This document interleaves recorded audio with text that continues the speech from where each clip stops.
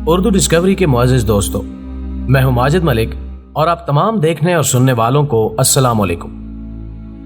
नाज़रीन ग्रामी, जैसा कि आप जानते हैं कि आपके इस पसंदीदा चैनल का मनसब ही इस कायनात के छुपे हुए उन राजों का खोज लगाना है जो कि अभी तक अगरचे साइंस की दुनिया के तसर्रुफ में तो आ चुके हैं, लेकिन आम आदमी की निगाहों से पोशीदा हैं। और अगर इनको किसी चैनल ने मंजरे आम पर लाने की कोशिश की भी है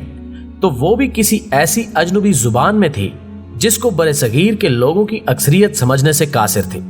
सो जरूरी था कि इसको अपनी माँ बोली जुबान यानी उर्दू में पेश किया जाता, जो हम सब के दरमियान एक मजबूत रिश्ते की सूरत मौजूद है। सो रखते सफर बांधिए, चूंकि जेरे नजर वीडियो की तकमील के लिए हमें दूर कहीं खलाओं का सफर दरपेश है और हमारी मंजिल इस निजाम शमसी का वो स्यारा है जहां शबो रोज हीरों की बारिश बरसती रहती है। दोस्तों, आप देख रहे हैं उर्दू डिस्कवरी को, जिसने इस सफरे अजीब में इस काफिले की रहनुमाई का फैसला किया है, जिसकी मंजिल निजाम शमसी का वो 8वां बड़ा स्यारा है जो अपनी इस इनफरादियत की बदौलत एक अलहदा पहचान का हामिल है। लेकिन खला की इन वुसअतों में गुम होने से कबल हम हमेशा की तरह अपने इस काफिले में शामिल होने वाले नए दोस्तों से दस्तबस्ता दरखास्त करेंगे कि वो इस सफर पर रवाना होने से कबल हमारे चैनल को सब्सक्राइब करते हुए साथ मौजूद घंटी की अलामत को भी दबा दें, ताकि हमारे और आपके दरमियान कायम होने वाला ये रिश्ता मजबूत तर हो सके और हमारी आइंदा आने वाली इसी नौ की दीगर वीडियोस भी बाकायदगी के साथ आप तक पहुंचती रहें। मोअज़्ज़िज़ ख़वातीनो हज़रात, जैसा कि हमने अर्ज किया कि आज हमारी मंजिल निज़ाम शमसी का 8वां बड़ा स्यारा नेपच्यून है,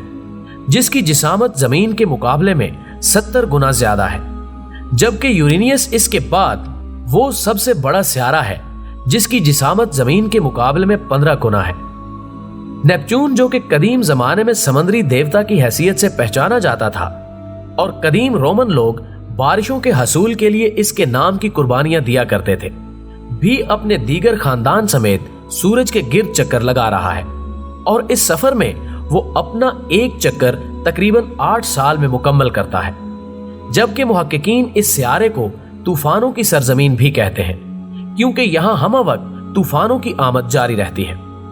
नाज़रीन ग्रामी, ये 18 सितंबर 1846 का एक तारीख साज दिन था जब इस सियारे को एक मारूफ मुहक्किक ने दरियाफ्त करने का दावा किया। लेकिन ये वो दौर था जब इंसानी हाथों से बनाई जाने वाली टेलीस्कोप में इतनी ताकत नहीं थी कि वो इसकी वाज़े तस्वीर को दुनियाए आलम के सामने ला सके, और यही वजह थी कि इसको दरियाफ्त करने वाले साइंसदान जोहन गेल के तमाम दावों की तस्दीक मुमकिन न हो सकी। लेकिन बाद अज़ां सदियों की तहकीक ने इस पर पड़े हुए पर्दों को यूं बेनकाब किया कि आज का इंसान बगैर देखे इसका पूरा मंजरनामा तश्कील दे सकता है।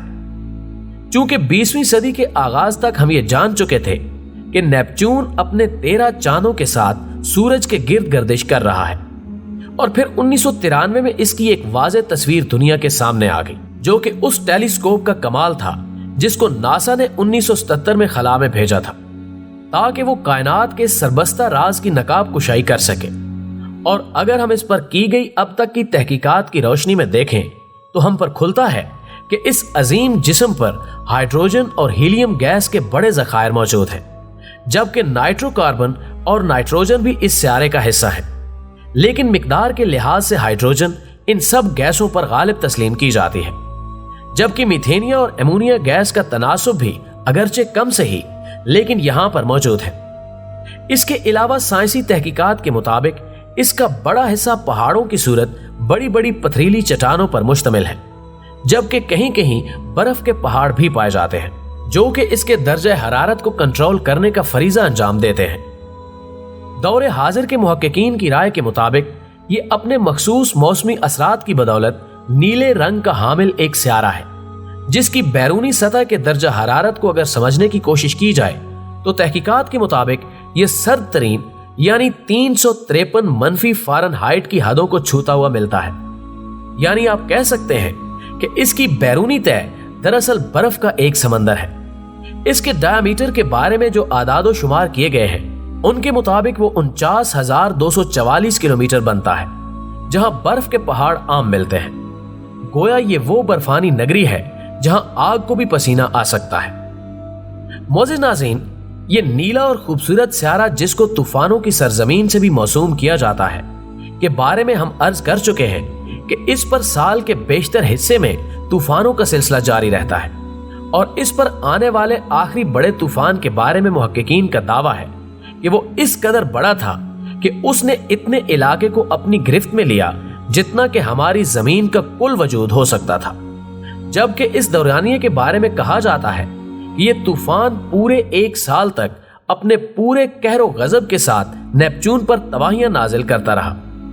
لیکن اب ہم اس پر پائے جانے والے ماحول اور موسموں سے اپنا دامن بچاتے ہوئے اس کی انفرادیت کی طرف توجہ دیں گے، جو کہ دراصل آج کا ہمارا موضوع سخن یعنی ہیروں کی بارش ہے، جس نے تمام دنیا کے سائنسدانوں کی توجہ کو اپنی طرف کھینچ لیا اور ان کے لیے تحقیق کا ایک نیا باب کھل گیا۔ لیکن یہ انفرادیت صرف نیپچون کی حد تک ہی محدود نہیں، بلکہ ہیروں کی اس بارش کو یورینیس پر بھی دیکھا گیا ہے۔ امریکہ، انگلستان اور جرمنی کے سائنسدانوں پر مشتمل ایک ٹیم کا مشترکہ دعویٰ پوری دنیا کے لیے حیران کن تھا کہ انہوں نے نیپچون اور یورینیس کے برفانی علاقوں میں ہیروں کے ذرات دیکھے ہیں، جو کہ بارش کی صورت میں آسمان سے برستے ہوئے دکھائی دیتے ہیں۔ ناظرین گرامی، ہیروں کے اس وجود کے انکشاف کے بعد ظاہر ہے تحقیق کے ایک نئے دور کا آغاز ہو گیا، جس کے بعد سائنسدانوں نے یہ رائے قائم کی کہ یہ شاید مختلف گیسوں کے شدید دباؤ کی وجہ سے ماضی بعید میں ممکن ہوا تھا، جو کہ اب برفانی علاقوں میں چمکتے ہوئے چھوٹے چھوٹے ستاروں کی صورت اس سیارے کے حسن میں اضافہ کر رہے ہیں۔ اور پھر اسی خیال کے زیر اثر دنیا کے محققین اور سائنس کی دنیا سے تعلق رکھنے والوں نے اپنی لیبارٹریوں میں یہ تجربات بھی کیے کہ انہی گیسوں کی مدد سے یہ ہیرے تیار کیے جا سکے، لیکن وہ اس میں کامیاب نہ ہو سکے، جبکہ ان ہیروں پر تحقیقات کرنے والے ایک اور گروہ کی رائے ہے کہ ان سیاروں کی سطح پر موجود کاربن کے ذرات جب مختلف کیمیائی عوامل سے گزرے تو اس کے نتیجے میں ان ذرات نے ان ہیروں کی شکل اختیار کر لی۔ یہی نہیں بلکہ ان کا خیال ہے کہ وقت گزرنے کے ساتھ ساتھ ان جواہرات کا وجود بھی پھیل رہا ہے،